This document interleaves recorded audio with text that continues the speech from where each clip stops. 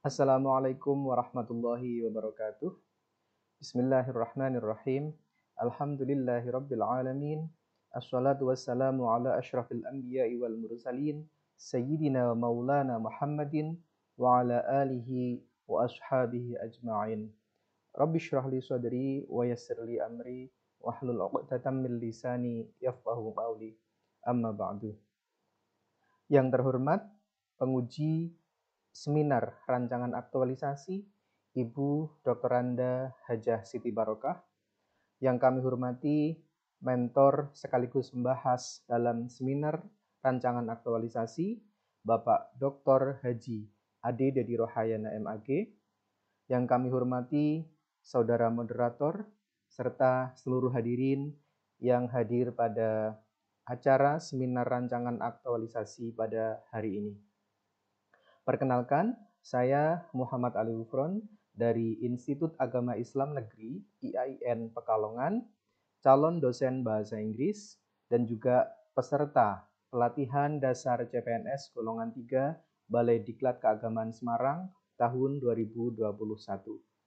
Perkenalkan saya pada kesempatan kali ini untuk menyampaikan dan mempresentasikan rancangan aktualisasi saya dengan judul Peningkatan Keterampilan Menulis Artikel Jurnal Internasional dengan Blended Intensive Coaching Clinic atau disingkat BICC atau BICC bagi mahasiswa pasca sarjana IAIN Pekalongan tahun 2021. Ya, kita masuk pada latar belakang dari judul yang sebagaimana saya sampaikan tadi. Yang pertama adalah terkait dengan visi dan misi pasca sarjana IAIN Pekalongan versi terbaru, versi revisi, yaitu ada salah satu misi yang berbunyi tentang mengembangkan harmonisasi ilmu dan agama melalui penelitian dan publikasi ilmiah di tingkat nasional dan internasional. Ini berangkat dari yang pertama, dari visi dan misi. Kemudian yang kedua, masuk pada kompetensi yang wajib dimiliki oleh mahasiswa pasca sarjana IAIN Pekalongan.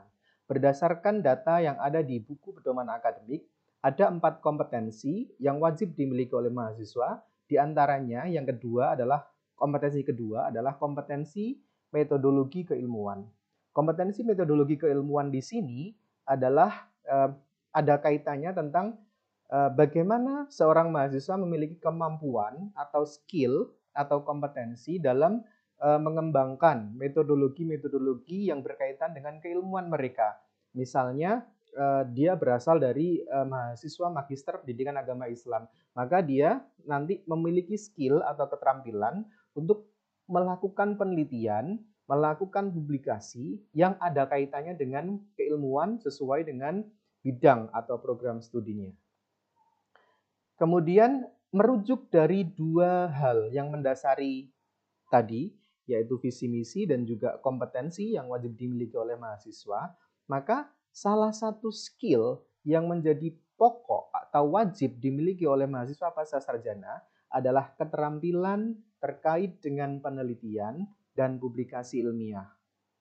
Di antaranya adalah keterampilan menulis akademis, yang di sini merujuk pada keterampilan menulis artikel jurnal. Nah, terlebih lagi, berdasarkan surat edaran nomor 152/E/T tahun 2012 yang dikeluarkan oleh Direktorat Jenderal Pendidikan Tinggi, bahwasanya setiap mahasiswa dari berbagai jenjang, baik itu S1, S2, S3, sebagai syarat kelulusan mereka harus melakukan publikasi ilmiah. Misalnya, kalau untuk mahasiswa S1, maka dia wajib melakukan publikasi ilmiah dimanapun, bisa di jurnal maupun di proceeding, tanpa ada embel-embel persyaratan khusus, misalnya harus jurnal terakreditasi atau jurnal apa, begitu tidak. Yang penting dia melakukan publikasi, bahkan diperbolehkan kalau mereka hanya publikasi di level repositori kampus, begitu. Nah, berbeda lagi kalau levelnya S2. Kalau level S2, maka mahasiswa wajib melakukan publikasi minimal adalah di jurnal nasional dan diutamakan jurnal nasional terakreditasi. Sedangkan untuk level S3 wajib melakukan publikasi ilmiah di jurnal internasional bereputasi seperti itu. Nah, berangkat dari beberapa penjelasan yang tadi, saya melakukan wawancara dengan beberapa mahasiswa dan juga dengan beberapa ketua program studi dan juga melakukan observasi-observasi. Ternyata saya menemukan sebuah isu yang menjadi core isu atau isu utama dari yang melatar belakangi dari aktualisasi ini, yaitu adalah rendahnya keterampilan menulis akademis, dalam hal ini adalah menulis artikel jurnal oleh mahasiswa pasca sarjana IAIN Pekalongan.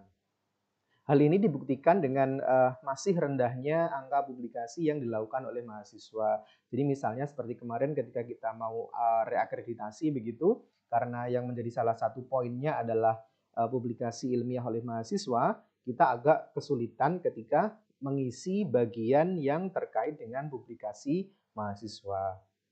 Nah, berdasarkan hasil wawancara itu juga saya menemukan fakta bahwa mereka itu masih kesulitan dalam menulis artikel jurnal misalnya, khususnya apalagi kalau dia jurnalnya internasional ya, mereka kesulitan dalam hal tata bahasa, kemudian kesulitan dalam menulis sebuah paragraf argumentatif yang baik itu bagaimana, kemudian bagaimana struktur artikel jurnal yang baku, kemudian yang yang terstandardisasi atau standardized itu bagaimana dan lain sebagainya. Meskipun sudah ada satu mata kuliah khusus yang mereka dapatkan sebetulnya, yaitu mata kuliah academic writing. Namun kenyataannya itu adalah pada tataran teoritis, belum menyentuh pada tataran praktis dengan porsi yang banyak begitu. Nah, berdasarkan penjelasan tadi, uraian tadi, maka saya memilih judul aktualisasi sebagaimana yang saya sampaikan tadi ini ya, yaitu adalah peningkatan keterampilan menulis artikel jurnal internasional dengan blended intensive coaching clinic ya. Blended intensive coaching clinic ini sebetulnya adalah sebuah klinik pembimbingan ya, coaching clinic yang dilakukan secara intensif, tetapi modenya atau polanya atau modelnya itu adalah kita mengadopsi model blended learning gitu. Jadi campuran ada tatap muka dan juga ada tatap maya atau online seperti itu. Baik, kita masuk pada tujuan dari kegiatan aktualisasi ini. Tujuan umum adalah untuk mengidentifikasi nilai-nilai dasar profesi PNS, peran dan kedudukan PNS dalam NKRI, serta mengaktualisasikannya. Sedangkan tujuan khususnya adalah ada 5. Yang pertama adalah untuk mengetahui teknik penulisan artikel jurnal internasional dengan metode BICC tadi, Blended Intensive Coaching Clinic. Kemudian yang kedua, untuk mengetahui teknik pengutipan dan juga penulisan referensi menggunakan aplikasi Mendeley dengan metode BICC. Yang ketiga, teknik pencarian artikel referensi menggunakan aplikasi POP ya. POP itu singkatan dari Publish or Perish. Itu adalah sebuah aplikasi di mana kita bisa mencari metadata terkait dengan artikel-artikel yang akan kita gunakan, yang bisa kita jadikan untuk referensi. Dan ini juga menggunakan metode BICC tadi. Yang keempat adalah untuk mengetahui teknik pengiriman artikel atau submission ya di jurnal internasional via OJS. OJS itu adalah Open Journal System ya, dengan metode BICC. Dan yang kelima atau yang terakhir adalah untuk mengetahui teknik merespon dan menjawab komentar dari reviewer jurnal internasional dengan metode BICC. Oke, kita lanjutkan. Ya, kita masuk pada manfaat. Manfaat dari kegiatan aktualisasi. Di sini ada 3 pihak yang mungkin secara langsung ataupun tidak langsung akan memperoleh manfaat dari kegiatan aktualisasi yang akan dilaksanakan. Yang pertama adalah institusi, dalam hal ini adalah pasca sarjana IAIN Pekalongan. Yang pertama manfaat yang diperoleh adalah agar lembaga bisa mencapai visi dan misinya. Seperti yang saya sampaikan tadi di bagian latar belakang bahwa misi kedua itu adalah pengembangan penelitian melalui publikasi ilmiah di level nasional dan juga internasional. Nah, insya Allah dengan aktualisasi ini bisa mencapai ke visi misi yang tersebut. Kemudian yang kedua adalah agar mampu meningkatkan kualitas pelayanan kepada mahasiswa. Kemudian yang ketiga adalah agar mampu meningkatkan jumlah publikasi ilmiah khususnya yang dilakukan oleh mahasiswa. Yang keempat adalah agar mampu meningkatkan peringkat akreditasi. Sebagaimana yang saya sampaikan tadi bahwa salah satu poin yang menjadi penilaian di borang akreditasi adalah publikasi ilmiah yang dilakukan oleh mahasiswa. Kemudian pihak kedua yang mendapatkan manfaat adalah peserta latsar itu sendiri, ya.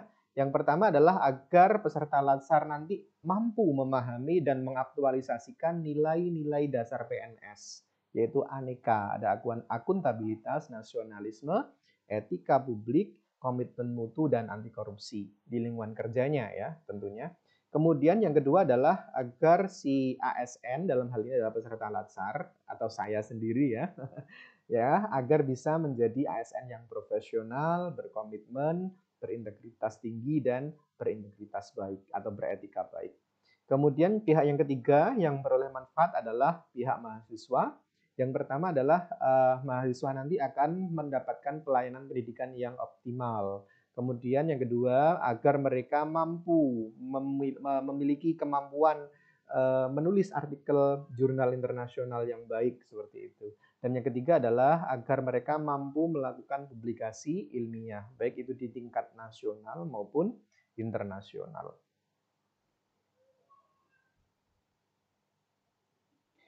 Oke, kita masuk pada ruang lingkup aktualisasi. Jadi dalam aktualisasi yang akan saya lakukan nanti ada 5 ruang lingkupnya. Ini sebetulnya adalah penjabaran atau breakdown dari tujuan khusus tadi ya.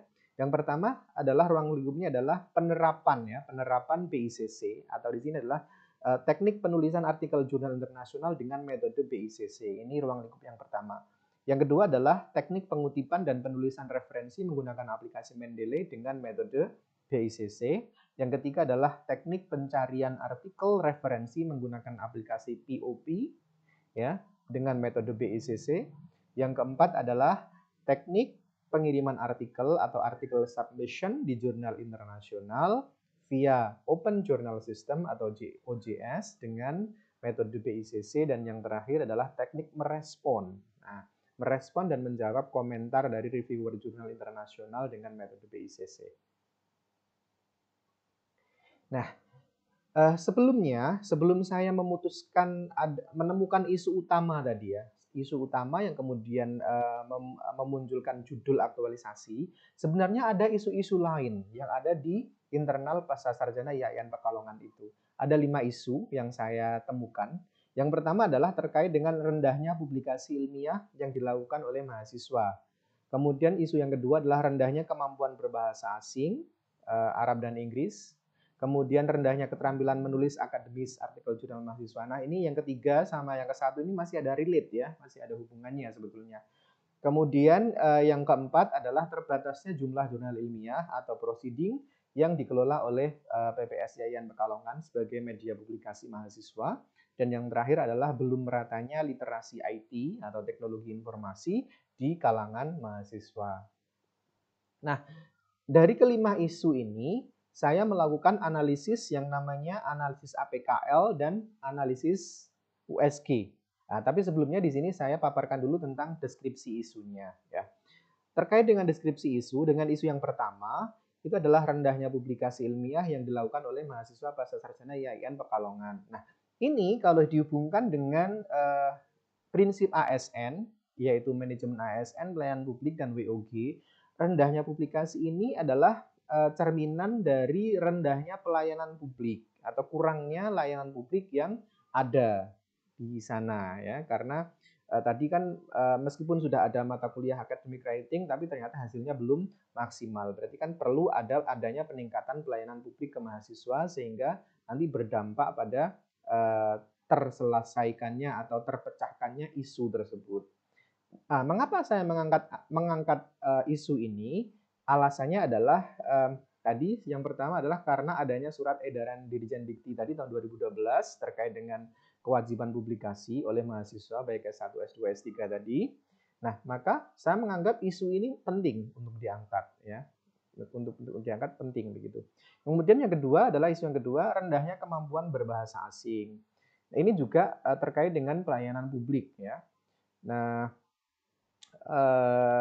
kalau berdasarkan data kemarin pada saat hasil tes mahasiswa baru ya, itu saya menemukan bahwasanya hampir 40% mahasiswa baru yang mendaftar dan mengikuti seleksi itu dan dinyatakan lolos, mereka masih harus mengikuti program matrikulasi bahasa, baik bahasa Arab maupun bahasa Inggris. Nah, ini kan menjadi indikasi bahwa input mereka terkait dengan penguasaan bahasa asing ini masih bisa dikatakan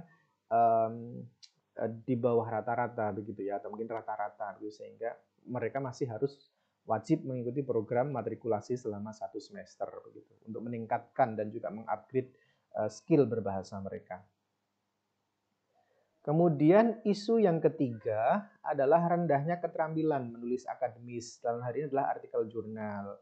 Nah, saya berangkat dari isu ketiga ini yang saya angkat sehingga menjadi isu utama dan menjadi judul yang akan saya laksanakan dalam aktualisasi ini. Isu yang ketiga ini juga dihubungannya dengan pelayanan publik ya.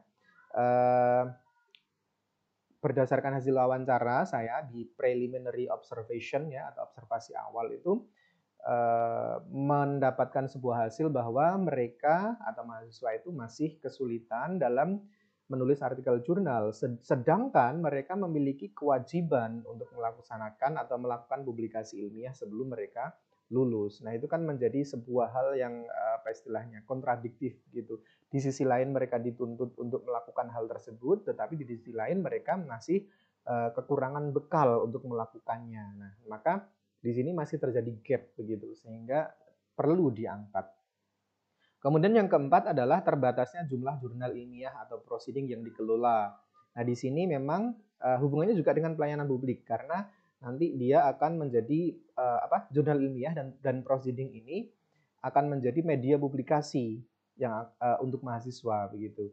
Sehingga kalau dikaitkan hubungannya dengan manajemen prinsip ASN, maka dia juga masuk kategori pelayanan publik seperti itu.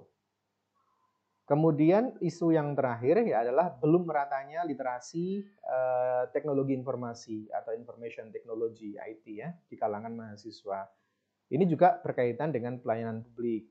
Nah, seperti kita tahu bahwasanya di mahasiswa kami di Pasca Sarjana itu ada 4 prodi, ada Magister PAI, Magister Hukum Keluarga, Magister Ekonomi Syariah, dan juga Magister PGMI begitu. Nah, yang mana di era yang seperti ini mereka juga dituntut dengan keterampilan digital gitu, khususnya keterampilan digital dalam misalnya kalau ketika mereka mau penelitian, mau membuat paper, kemudian mau mengajar ataupun yang lainnya, itu keterampilan digital ini menjadi supporting skill, tetapi sifatnya sangat dominan, sangat besar, jadi sangat sangat bisa apa istilahnya, perannya itu sangat penting begitu untuk mahasiswa. Makanya juga isu ini menjadi salah satu isu yang ada gitu. Nah, dari kelima isu tadi, saya melakukan analisis. Yang pertama adalah dengan analisis APKL. APKL itu adalah aktual, kemudian problematik, kemudian halayak, dan juga layak. Maksudnya adalah isu-isu tadi dinilai dari 4 unsur ini. Apakah dia aktual atau nyata terjadi, sedang hangat-hangatnya diperbincangkan.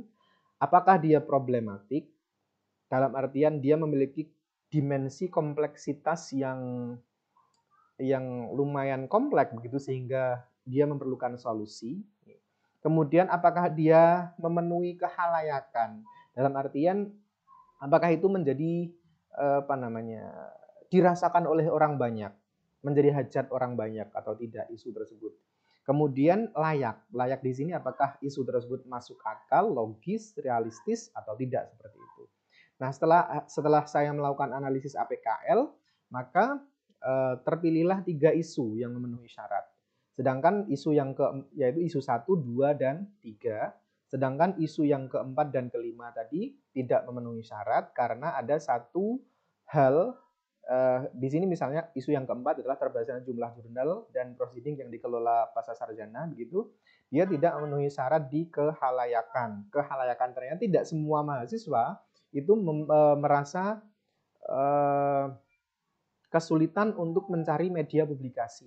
Kenapa? Karena media publikasi itu tidak harus dari internal lembaga. Dia bisa melakukan publikasi di luar begitu. Mengikuti seminar-seminar di luar yang diselenggarakan oleh kampus-kampus lain. Jadi tidak masalah terkait hal itu. Kemudian yang kelima adalah belum meratanya literasi IT. Itu juga tidak memenuhi unsur kehalayakan. Jadi tidak semua mahasiswa literasi IT-nya rendah ternyata. Jadi istilahnya itu hanya kasuistik begitu, tidak semuanya. Maka diputuskan untuk isu yang keempat dan kelima ini tidak memenuhi syarat.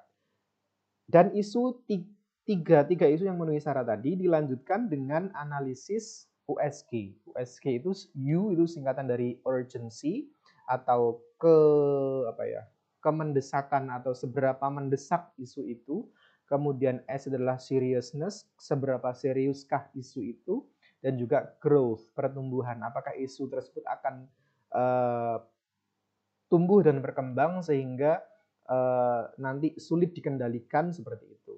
Nah, di sini dalam analisis USG penilaiannya menggunakan rentangan 1 sampai 5 atau skala Likert ya, skala Likert.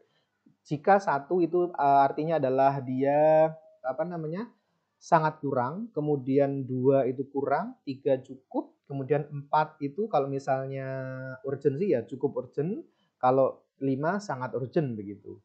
Dan juga USG. Nah, di sini diperoleh bahwa totalnya ya untuk isu pertama ini ada 12 poin, isu kedua ada 10 poin dan isu ketiga ada 15 poin.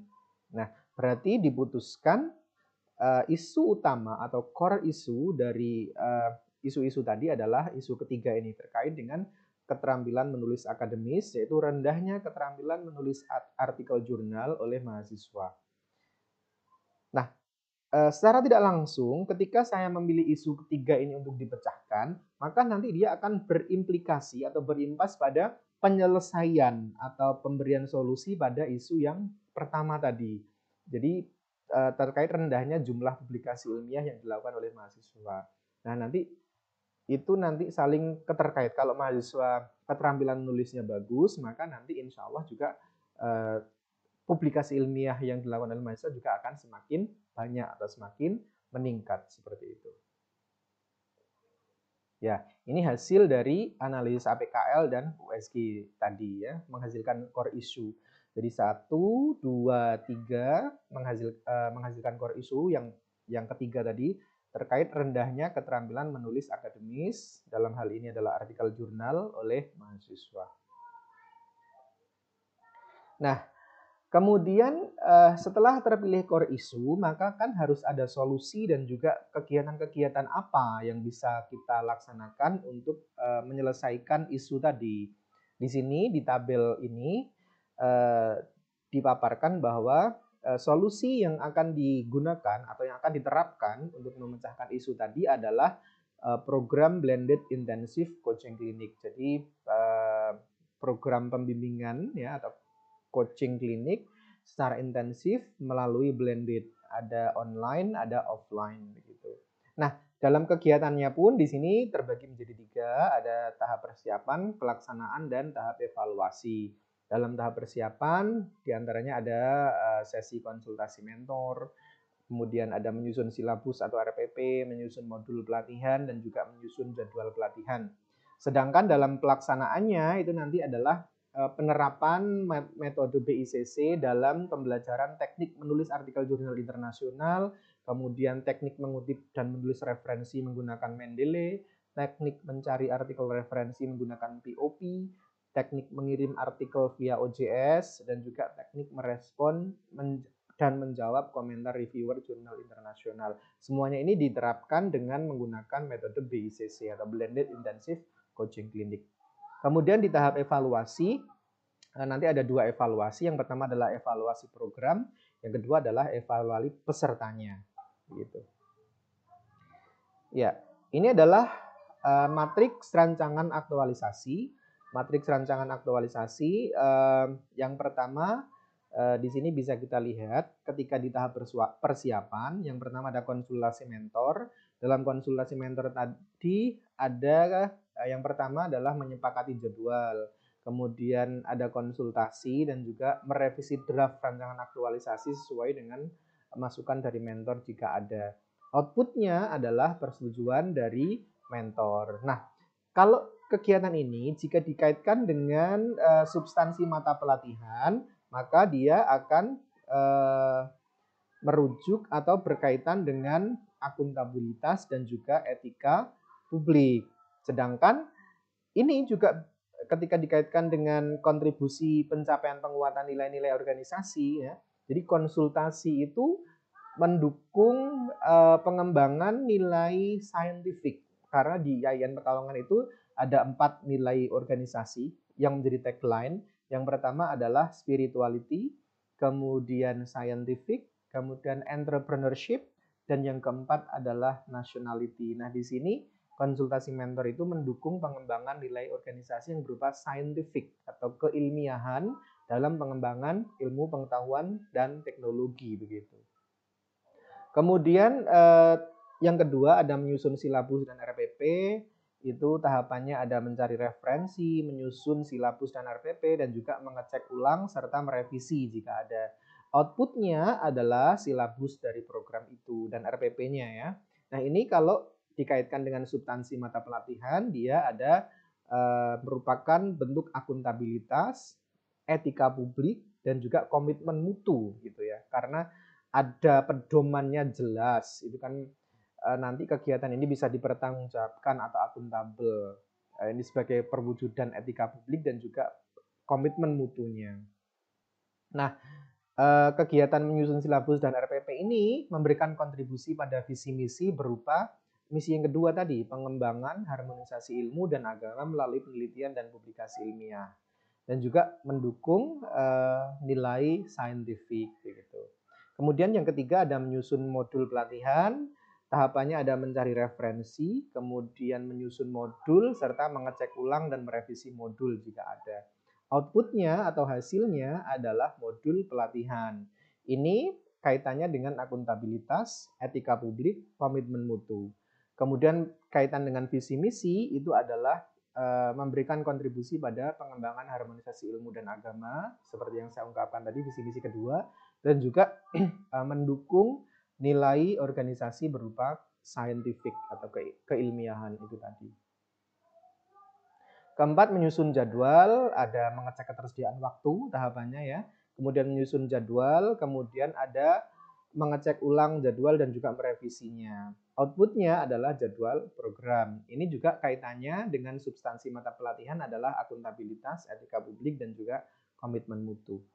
Kemudian di tahap yang kedua, tahap pelaksanaan, yang pertama adalah penerapan metode BICC untuk pembelajaran teknik menulis artikel jurnal, yang mana di sini meliputi judul, abstrak, pendahuluan, kajian teori, metode, hasil dan pembahasan, serta simpulan. Nah, tahapannya adalah menyiapkan silabus dan RPP, tadi sudah dibuat di awal ya. Kemudian melaksanakannya karena tadi sesuai dengan programnya, nama programnya, Blended Intensive Coaching Clinic, maka coaching kliniknya ini dilakukan ada kalanya tatap muka atau offline dan juga tatap maya atau online ya. Dan untuk online sendiri nanti akan dilaksanakan dengan dua cara, dengan sinkronus dan juga asinkronus. Yang sinkronus nanti kita menggunakan Zoom atau Google Meet, sedangkan yang asinkronus kita menggunakan LMS berupa Google Classroom. Ya. Kemudian tahap evaluasinya ada proyek penugasan, dan hasilnya atau outputnya itu adalah draft dari artikel jurnal internasional. Keterkaitan dengan substansi mata pelatihan, Ada akuntabilitas, nasionalisme, etika publik, komitmen mutu, dan anti korupsi. Kalau ini mencakup semua aneka ini masuk ya. Kemudian kontribusinya terhadap visi misi adalah visi misi yang kedua tadi ya, tidak perlu saya bacakan ulang ya, jelas visi misi kedua, dan juga mendukung pengembangan nilai saintifik. Kemudian kegiatan inti atau ruang lingkup kegiatan yang kedua adalah penerapan BICC dalam pembelajaran teknik pengutipan dan teknik penulisan referensi menggunakan aplikasi Mendeley ya. Ada tahapannya, ada tadi menyiapkan silabus, penyampaian materi, dan juga proyek penugasan. Outputnya juga sama, draft artikel jurnal, dan yang sudah menggunakan Mendeley dalam penulisan referensi maupun citasinya. Keterkaitannya dengan substansi mata pelatihan, aneka semuanya masuk. Kontribusinya ke visi misi yang kedua, dan kontribusi ke organisasi adalah nilai saintifik. Kemudian juga teknik mencari artikel referensi menggunakan POP, Publish or Perish, dengan penerapan PICC tadi adalah tahapannya menyiapkan silabus sama dengan yang sebelum-sebelumnya, pokoknya sama ya. Kemudian outputnya adalah metadata dari artikel jurnal yang relevan dengan topik yang dipanen dari POP dan diunggah ke Mendeley gitu, diunggah ke Mendeley. Jadi hasil dari POP ini berupa metadata dan dia memang harus tersinkron nanti dengan Mendeley. Jadi setelah metadatanya didapat, diunduh, di-copy, bisa diunduh, kemudian dipindah ke Mendeley untuk referensi, teknik citasi, dan juga penulisan referensi. Keterkaitannya dengan substansi mata pelatihan adalah aneka, semuanya masuk. Kemudian visi misi yang kedua, dan juga nilai saintifik. Kemudian D yang keempat adalah teknik mengirim artikel via OJS dengan PICC. Tahapannya sama, outputnya adalah peserta memiliki akun sebagai author di OJS dari jurnal internasional yang akan dituju. Jadi nanti kita membuat akun kemudian simulasi submisi, tapi tidak di submission beneran gitu ya. Kemudian keterkaitan dengan mata pelatihan adalah aneka, masuk, visi misi kedua, dan juga nilai saintifik. Yang kelima adalah teknik merespon dan menjawab komentar reviewer jurnal dengan BICC. Tahapannya sama. Outputnya adalah draft artikel jurnal internasional yang sudah direvisi. Direvisi berdasarkan apa? Berdasarkan masukan pembimbing yang berperan seolah-olah menjadi reviewer. Jadi nanti ketika proses pembimbingan, mahasiswa tadi mengirimkan draft, nanti draftnya akan saya koreksi dan saya bertugas atau apa ya, seolah-olah menjadi reviewer. Kemudian saya kirim balik ke mahasiswa dan mereka harus bisa menjawab, merespon dari komentar-komentar yang saya berikan tadi. Kemudian keterkaitannya dengan mata substansi pelatihan, substansi mata pelatihan adalah aneka, semuanya masuk, mendukung visi misi yang kedua, dan juga mendukung pengembangan nilai saintifik. Nah, terakhir tahap evaluasi, ada evaluasi program dan evaluasi peserta. Evaluasi program nanti tahapannya ada menyusun instrumen, kemudian pendistribusian angket, ya, kemudian menganalisis dan membuat laporan. Outputnya adalah laporan hasil angket. Keterkaitan dengan substansi mata pelatihan, ada akuntabilitas, etika publik, komitmen mutu, dan anti korupsi gitu. Kemudian keterkaitan atau kontribusi dengan visi misi adalah visi misi kedua dan juga nilai saintifik. Kemudian di evaluasi peserta ini sebetulnya tergabung dengan dengan program yang dilaksanakan setiap pertemuannya. Jadi tidak ada waktu khusus begitu. Justru waktu evaluasi itu dilakukan setiap kali pertemuan, baik itu pertemuan online maupun pertemuan offline. Jadi dia sudah integrated begitu. Kemudian outputnya adalah draft artikel jurnal internasional yang siap dikirim ke jurnal internasional. Jadi hasil akhirnya itu ini, draft artikel jurnal internasional yang dibuat oleh mahasiswa yang siap dikirim ke jurnal internasional. Kemudian keterkaitannya dengan substansi mata pelatihan itu adalah aneka, semuanya masuk, mendukung visi misi kedua, dan mendukung nilai saintifik. Ya, kemudian jadwal kegiatan ini kita juga merinci dari tahap persiapan, pelaksanaan, dan juga evaluasi. Di tahap persiapan, konsultasi mentor ini ada tanggal 23 Agustus, menyusun silabus RPP tanggal 23 sampai 26 Agustus, menyusun modul pelatihan 16 sampai 26 Agustus, dan menyusun jadwal 19 Agustus. Kemudian tahap pelaksanaan yang terkait dengan menulis artikel jurnal atau teknik menulis artikel jurnal itu 27 Agustus sampai dengan 3 September ya, atau minggu pertama. Kemudian teknik mengutip dan menulis referensi itu di 6 sampai 7 September. Kemudian teknik mencari artikel referensi dengan POP 8 September, teknik mencari artikel referensi dengan POP 8 September, kemudian teknik mengirim artikel via OJS itu 9 September, dan teknik merespon dan menjawab komentar reviewer 10 sampai dengan 17 September. Sedangkan evaluasinya ini ada di minggu keempat ya. 20 sampai 24 September itu evaluasi program. Evaluasi peserta tadi sebagaimana yang saya sampaikan tadi terintegrasi dengan pada tahap pelaksanaan. Jadi mulai 27 Agustus sampai dengan 24 September, serta penyusunan laporan aktualisasi itu 20 sampai 24 September. Nah, ini adalah kendala dan antisipasi yang mungkin saja akan dihadapi. Yang pertama adalah ketika menyusun silabus dan RPP, potensi kendalanya adalah kurangnya referensi. Tapi langkah antisipasinya adalah mencari referensi dari internet dan juga konsultasi dengan mentor. Menyusun modul pelatihan, potensi kendalanya adalah kurangnya referensi juga. Langkah antisipasinya mencari referensi dari internet dan juga konsultasi dengan mentor. Kemudian di tahap pelaksanaan itu potensi kendalanya jika kegiatan dilaksanakan secara tatap muka itu adalah kurangnya kooperatif peserta dan juga berbenturan dengan tugas mengajar dan tugas pengaryaan lain gitu. Misalnya saya ada tugas jadwal mengajar atau mungkin ada tugas dari pasca misalnya di pengelolaan jurnal atau apa begitu. Kemudian jika kegiatan secara online itu yang kemungkinan terjadi adalah koneksi internet yang kurang bagus dan juga peserta belum menguasai sepenuhnya tentang aplikasi yang akan digunakan, yaitu Google Classroom, Zoom Meeting, dan Google Meet. Kemudian solusinya atau langkah antisipasinya, yang pertama adalah sosialisasi kepada peserta terkait dengan peraturan program supaya mereka bisa kooperatif.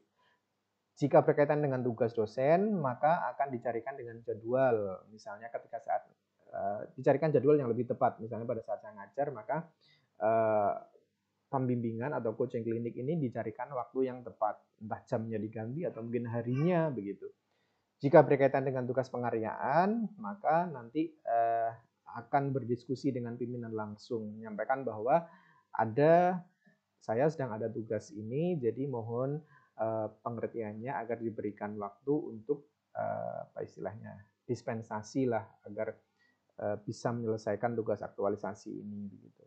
Kemudian untuk yang langkah antisipasi dari kegiatan online tadi yang koneksi internet kurang bagus adalah menyediakan dan memastikan bahwa koneksi internet lancar, kemudian mengadakan sosialisasi dan pelatihan kepada peserta terkait aplikasi yang akan digunakan tadi.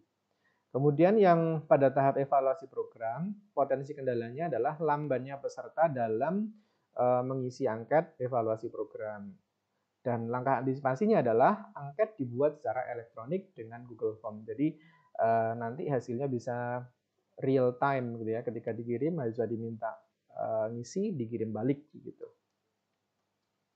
Ya, demikian adalah rancangan aktualisasi yang akan saya lakukan. Cukup sampai di sini presentasi saya. Saya akhiri. Wassalamualaikum warahmatullahi wabarakatuh.